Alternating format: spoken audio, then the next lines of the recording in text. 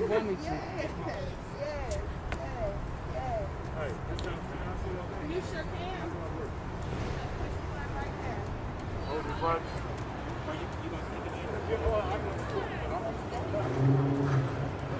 Yeah, how y'all doing? We all right. Hey, I echo the message that Bree Orlando Field and so many other young black, quote-unquote African Americans has been overlooked and overshadowed by the corruption of America.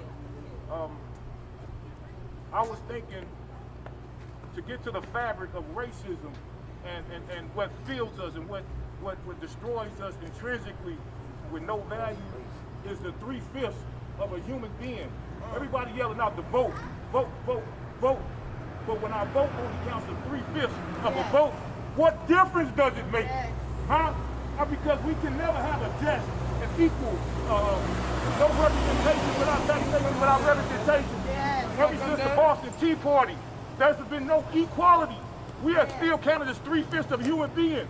Until I seen everybody else there, LeBron James, a lot of us have money and came out of poverty to lift our families up. But we cannot get out of where we at until we repeal that 3/5 of a human being. Everybody act like they forgot. I haven't forgot. It's not a secret. It's right in our face. They say vote. Why? Just take 5 of us. One of us is 3/5 of a human being. The census, we still count as 3/5 of a human being. If they really want to do something, if y'all really want to make a change, and we can change it, we absolutely can change it. But it's going to start right at the fabric, right at the undercurrent. Everybody has forgotten that we are still counted as 3/5 of a vote. We still counted as 3/5 of a person. It doesn't make any sense for anything else to move forward without that law being, that statute being uplifted and repealed. We are not 3/5 of a, I'm a whole man. I'm a whole man, and I got children that's men, and we hold women, and we hold children. Until they repeal it, we ain't doing nothing. That's All right. right, thank you, guys. Stanley, you gonna talk? Tasha, you want to talk? Kathy, you want to get in here? Hey, everybody just stand behind everybody. Let's just all when I first go up, everybody get up and sit big crowd. Okay? Yeah. So everybody just come on up. So it'll be a big crowd. Yeah, come on back up. It's going to be a big crowd behind you. Put your mask on, sweetheart.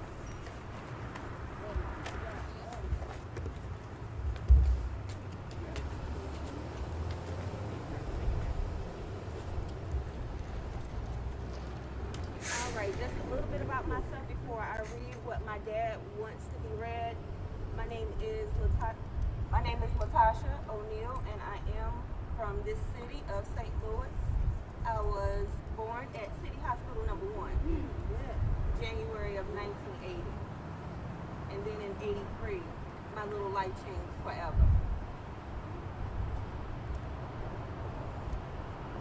In 1983, Eric Clemens, which is my father, he was 20 years old, was convicted of capital murder and sentenced to 50 years imprisonment without the possibility of parole, which followed an incident when Eric had gone to his brother's aid, which is right here to my left,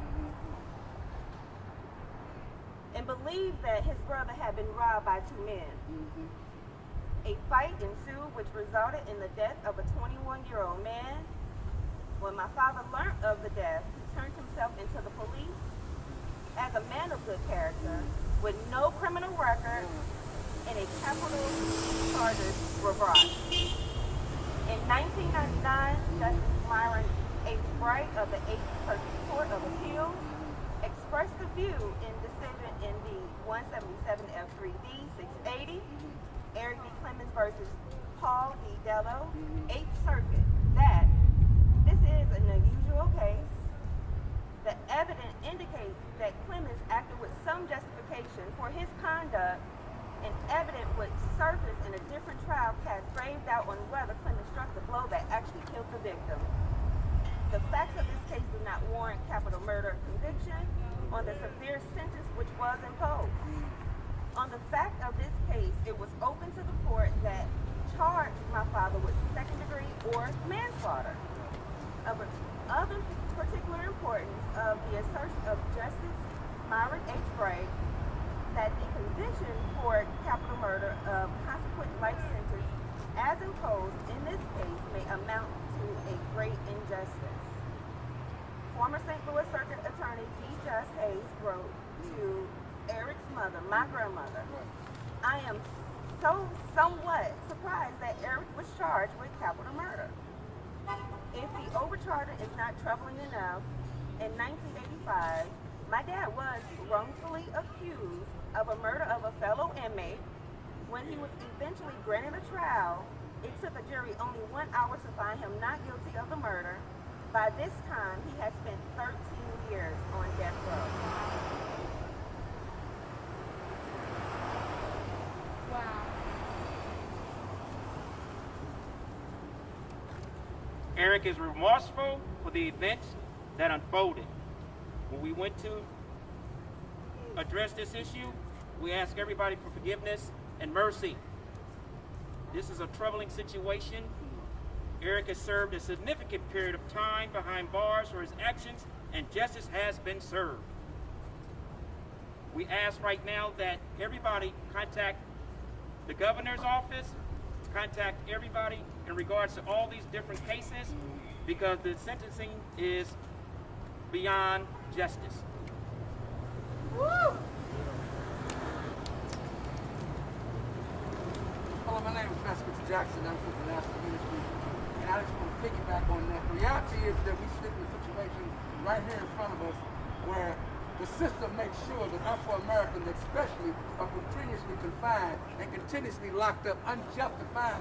They care less about what you have to go through. They don't care how much time they put on. They already have a code with them that says they will not go to jail. They will not be prosecuted. They have another code with them that says because I'm white, I can do whatever I want to do, when I want to do it, wherever I want to do it. I want you to understand how this system feels. And then when they're pressed against the wall, then they'll decide whether or not you'll get a trial. Then they'll decide whether or not they'll let you go. That's how crazy this system continues to be. And you have people who are state reps who know how the system goes. They do nothing. They just piggyback like they've been doing, run to make sure the master's pleased, run to make sure the master's okay. Just like what happened in Louisville with that slave that continues to ride that horse because you think this is the way that you're going to make life wonderful. It's not going to be wonderful for you. It is tragedy what happened to Eric.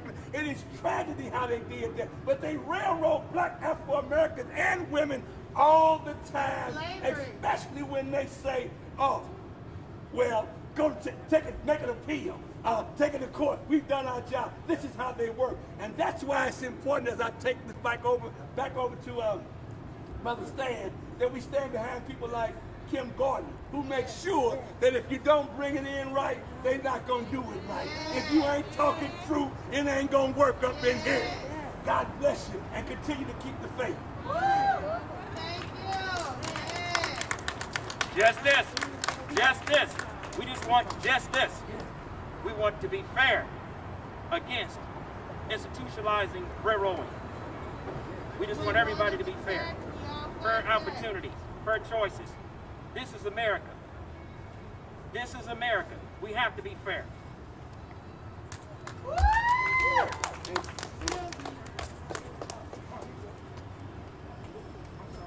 one is attacked, we Stop. are like that. Killing our children in the justice system. Stop killing our children in the justice system. Stop killing our children in the justice system.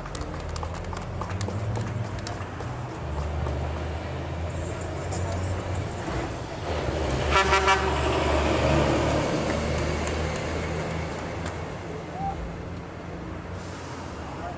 right. You want to do your little speech?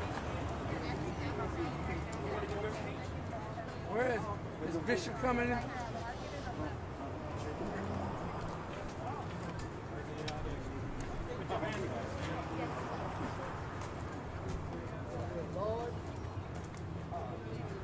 What is All that? right. That's a small.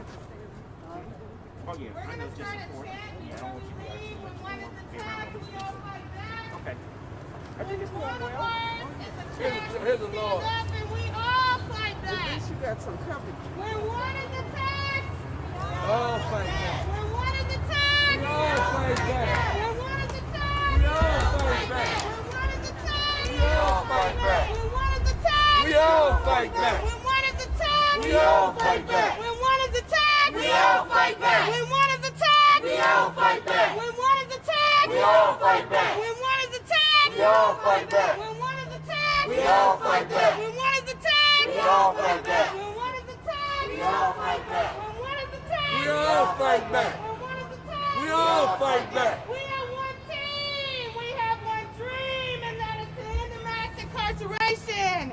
We are here, and our voices will be heard. Yes.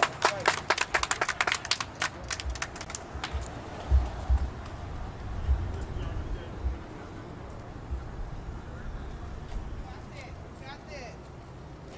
You want to say your speech one more time? That's you. I'm talking about that side. Yeah. All right, come on. Let's go. Thank you.